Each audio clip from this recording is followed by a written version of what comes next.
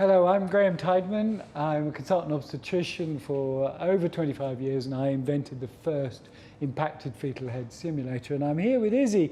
Yes. Thank you for joining us, Izzy. You're now a junior consultant here. But of course, 10 years ago, when we developed the first one, you helped us out evaluate that first simulator. I did. So this is Debra enhanced. Okay. And we've enhanced the design in several key ways for several reasons. We're aware of the impacted fetal head being a much bigger clinical issue than we were even 10 years ago. We now know, for example, that of all babies damaged in childbirth with hypoxic problems, in about 10% of them, the impacted head's important. 10%? Yeah. That's very high. We're also aware that people are using push-ups more, and we're aware of people using devices like the balloon inflation device, which has been around for some time, and coming out this year, my device, the Tideman tube. So I'm just going to talk you through the enhancements that we've made. Firstly, significant changes to the baby's head. The fontanelles are easier to palpate, the suture lines are easier to feel, but also underneath the silicone are actual skull plates, so they move and float in the way that a real baby's head does. So it's very realistic. Yeah, we've tried to make it as realistic as possible. And importantly, the vaginal examination is much improved. So the head will descend lower to a lower station. And it will allow people to practice push-up, allow people to practice vaginal examination, as well as allow people to use those devices. So what I'm going to do now is put the baby's head in there. Right. And as in the past, I can adjust the degree of difficulty. But for this example, we're going to do them all on a kind of only moderately difficult setting, nothing too severe. I can put the baby's head in any position I like, either outside or once it's inside. I can alter the degree of flexion or extension, even to the point of being a face presentation or certainly a brow.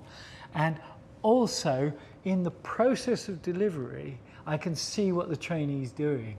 So I can see if you're rotating that baby's head as you're delivering. I can see if you're flexing it to make it more easy, which is a lot of people believe in. So without further ado, I'll put the baby's head in. I'm going to put it into a position. Okay, so now if you'd be kind enough to do a vaginal examination, I'm also going to simulate a uterine contraction by pushing on here, which I think happens quite a lot when you first make that incision. But so if you could do the vaginal examination. So I'm doing a vaginal examination. And talk us through it, see what you think. So what I'm doing is I'm trying to obviously assess we are fully dilated, and I'm trying to assess for the position of the baby's head in relation to the maternal pelvis. And on palpation, I can tell that this baby is facing what we would describe as LOT. And also, actually, the baby's head is really low, so the station is below the spine. So that's a definite enhancement from the last model, I believe. So I would say this baby's head is moderately flexed. Okay. And off the record, that ties in exactly with what I've got on the indicator here. Rolling forward, we've done the incision for you. If you could now do the cesarean and talk us through what you find. So, in doing a fully dilated cesarean, for me, what's key is to make sure my position is optimal in relation to the patient. So I would make sure I was high up as possible, because I'm not gifted with height. And in getting my hand right below the baby's head, so I want to get my hand as low as I can get, and I want to lock my shoulder. I want to absolutely keep this nice and straight, making sure I'm not wriggling at the wrist, because this is what will cause the trauma and put me in trouble with regards to the uterine angles. And once I'm below the baby's head, what I'm trying to do is to flex that wee head as much as I can, and then I'm bringing it up gently through our incision and delivering this beautiful baby. Let's call her Izzy. Thank you.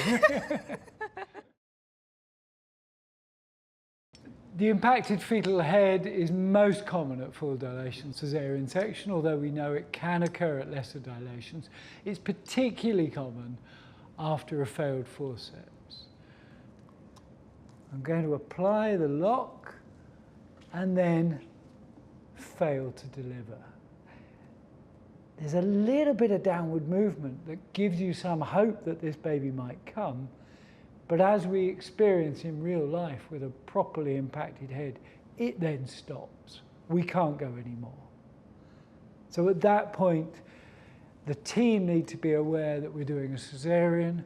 We need to be aware that this is going to be a tricky one. And we should certainly prepare for the eventuality of either using a device or a push-up when that caesarean happens in a few moments' time.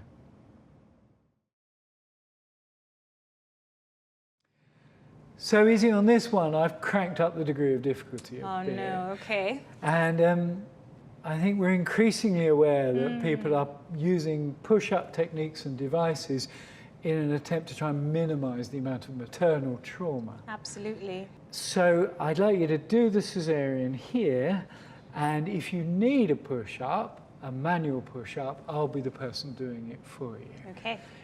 We've just published a piece of work surveying the opinions of midwives, scrub nurses involved in impacted caesarean who've experienced it themselves. And I think one of the big advantages of Debra Enhanced is that it's now a multidisciplinary tool. So we can use it to have those dialogues we should have with the whole team, the scrub nurse, the midwife who's often called in at last minute to do a push-up, as well as the obstetricians. Yeah, that makes sense. So if you go ahead, if you need a push-up, then I'll give you a hand. Okay, so same principles as before. You know, I've made a big enough incision, anticipating that it might be more challenging. Immediately, I can feel that this is much trickier. So I've got my bed as high as possible. I'm trying to get below the fetal head. My arm is locked. I'm definitely going to need a hand with this one. Can I have a push-up, please? Okay, so I'm going to come around. I'm going to try and push up with my hand, but I end up very often just using my fingertips. So here we are. I can just feel your fingertips. There we go. So now. we transferred the head over. And you've got it and now. I've got the head, and now we're delivering go. it through our incision. Whew, that was hard. It was. I think I need a cup of tea after that.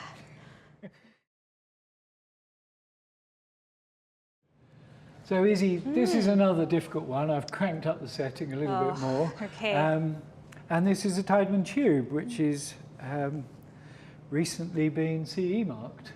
The scenario here is you've done the vaginal examination. She's maybe 9 centimeters and you can feel that head is really stuck. Okay. Or you've done a forceps which has failed and you think there's a good chance this is going to be impacted. So I'm just going to insert the Tideman tube below the baby's head, and it just sits inferior and posterior to the baby's head.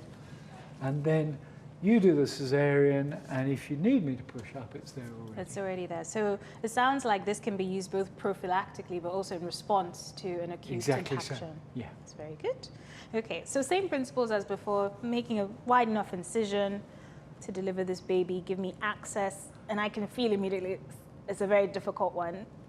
I'm high as possible, but I'm definitely going to need a push-up. Are you sure? Yes, yeah? I'm definitely going to need a push-up for this one. I'm going to grab the Tideman tube. I'm going to make sure it continues to face anteriorly. Okay. And I'm going to push that baby's head up until you can get access. And then that's us elevating it through the incision. And after delivery, it just slips out.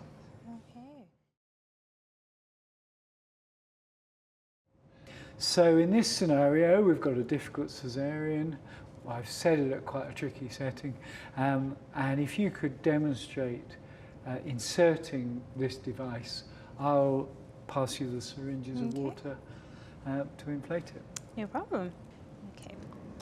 To insert, I've got folding it in two, and then inserting into the vagina with loads of gel, getting it, making sure it's as high up as possible.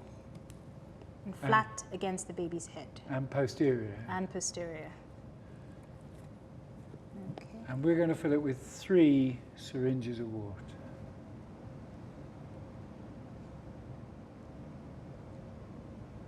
And here we go. That's it. Debra Enhanced can be used as a multidisciplinary teaching tool. But of course, it's not just the surgeon obstetrician who encounters the problem. The whole team need to be involved, whether that's the floor midwife, particularly if a push-up is required, the scrub nurse, the theatre team in general, including the anaesthetist, all have their part to play in reducing the risk of life-changing complications for both the mother and the baby.